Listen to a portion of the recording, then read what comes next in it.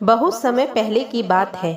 एक छोटे से गांव में एक बूढ़ी औरत रहती थी जिसका नाम अम्मा था।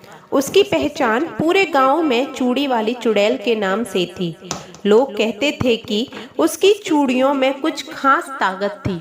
कोई भी उसे अपनी आंखों से देखने की हिम्मत नहीं करता था, क्योंकि लोगों के बीच ये अफवाह थी कि जो भी उसे अपनी आंखों से देखे उसकी जिंदगी में परेशानी शुरू हो जाएगी। अम्मा हमेशा रात के अंधेरे में ही बाहर निकलती थी।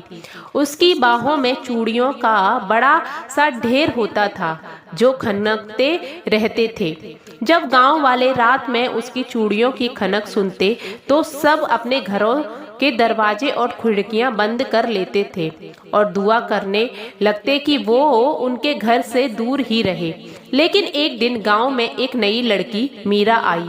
मीरा को इस चुड़ैल की कहानी पर यकीन नहीं था।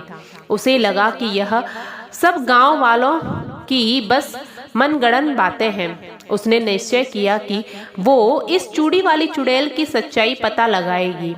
एक रात वह अकेले ही गांव के बाहर हिस्से में पहुंची जहां अम्मा का घर था। अंधेरा गहरा हो चुका था और चारों ओर सन्नाटा छाया हुआ था।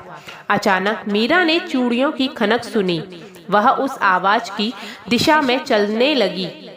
जल्द ही उसने एक काली साड़ी में लिपटी हुई एक औरत को देखा। उसके हाथों में चूड़ियों का बड़ा सा ढेर था और वो चूड़ियां खनक रही थीं।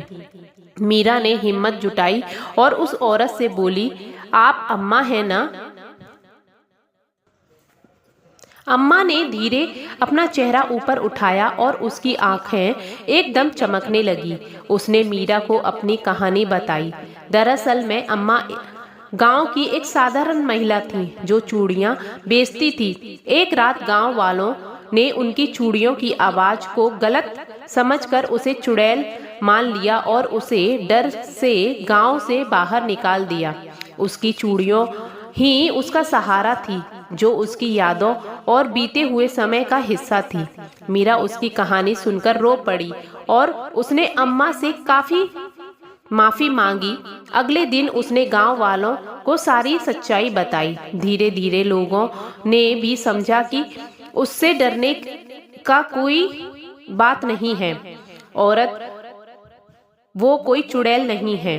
फिर गांव वालों ने अम्मा को फिर से गांव में जगह दी। अब अम्मा गांव की सबसे प्यारी चूड़ी वाली बन गई और उसकी खनकती चूड़ियां लोगों के डर की वजह नहीं बल्कि खुशी की वजह बन गईं।